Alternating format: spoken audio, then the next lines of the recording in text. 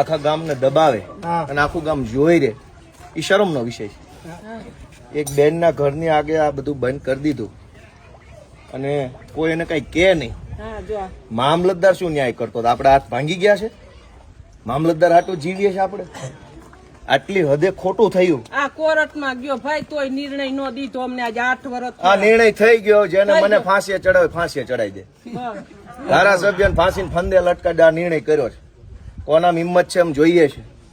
એક બેન હારે આવું વર્તન થાય આ કઈ વ્યાજબી વાત છે? ભાઈ ફટાક્યા દિવાળી અહીંયા ફોડાવે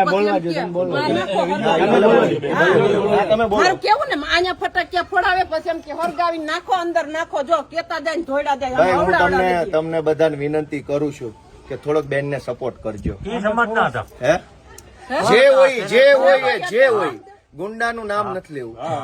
તમે બધા ભવિષ્યમાં ગમે જ્ઞાતિના હો, આ બધી જ્ઞાતિના છે, બધા ધર્મના માણસો. ખોટું થતું હોય બોલવાની ફરજ તો બધા ધર્મમાં લખી છે કે નથી લખી? બધાના પોતપોતાના ધર્મ ગ્રંથોમાં છે કે નહીં? તો આ બેન ને બીજી વાર હતો હું પાછો આવીશ. જો કોઈને બહુ મોટી હવા ભરાઈ ગઈ છે ભાઈ ઘડીક નુરાભાઈ, કોઈને બહુ મોટું ભાજપની હવા ચડી ગઈ હોય, કિરીટ પટેલ ની હવા ચડી ગઈ, હું પાછો આવીશ અને એ દિવાલ ની જેસીબી નો એક ટલ્લો મારી દઈશું. થોડાક દી ખમો મને નવરા પડે મશીન લઈને હું આવીશ અને કોણ મને ફાંસી ચડાવું જોઈ લઈશ. આટલી હદે નાગાઈ કરવાની, આટલી હદે દાદાગીરી. કારણ કે મારા બોલે એમ નથી એટલે કરી ભાજપના માણસ એટલે આપણે આમાં રેકોર્ડિંગ કરીને પછી બધાને બાટે. ના બાટે પણ અમારે આપી દો. આખી ગુજરાત ને બતાવો કે બેન આરે ભાજપના ગુંડાઓ છે એ કેવું વર્તન કરે. આ મેન ગેટ છે, થોડાક પાછા હટીને બતાવો તો. બધા પાછા હટી જાવ, શું ઘટના બની. આ મેન ગેટ છે બેનના ઘરનો. થોડા ભાઈ પાછા હટી જાવ, બધા નીચે હટી જાવ. બધા બતાવો તો, બેલા બતાવા દો. આમળો હટાવો. આ બેન નું ઘર છે. આ વિશાળ અડમતિયા ગામ છે ભેસાણ તાલુકાનું. આ મેન ગેટ છે એનો.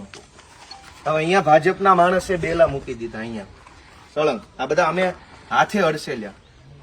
8 વર્ષથી આ ગેટ બંધ કરી દીધો. આવી નાગાઈ કરવાની, દાદાગીરી. શું કામ? તો કે હું ભાજપનો માણસ છું એટલે દાદાગીરી કરી. શું કામ?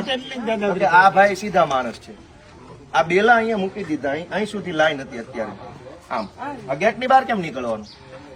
તો બેને મને આજે હું ગામમાં આવ્યો, ફરિયાદ કરી, કીધું હાલો આપણે જ કાઢી નાખીએ બેલા. મામલતદાર શું કાઢવાનું? બરાબર. મામલતદાર ભાઈ આવતા જોઈને મુદ્દા પર જોઈને પાછા વયા જાય. ભાઈ બધા ભાજપ થી બીવે છે, ભાજપની લાજ કાઢે છે.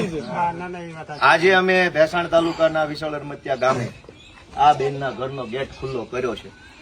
જે ભાજપ વાળા મોકાતું હોય મને ફાંસીએ ચડાવી દે. હું જોઉં છું કોણ મને કઈ ફાંસીએ ચડાવે.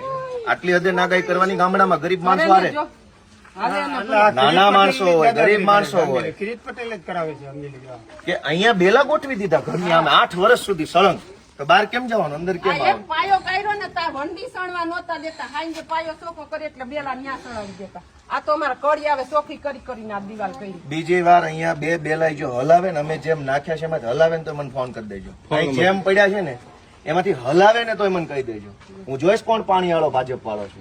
એવું થોડું જેમ મૂક્યા છે ને એમ રહેવા જોઈએ. અહીંથી કોઈ સીધાય નથી મૂકવાના. આવે ફેંક્યા એમ ભલે પડ્યા, ગોઠવવાની જરૂર નથી. એવી દાદાગીરી થોડી. ગામ લોકો તમે જરાક બેન ને ટેકો આપજો. હાવ આવું ન કરતા.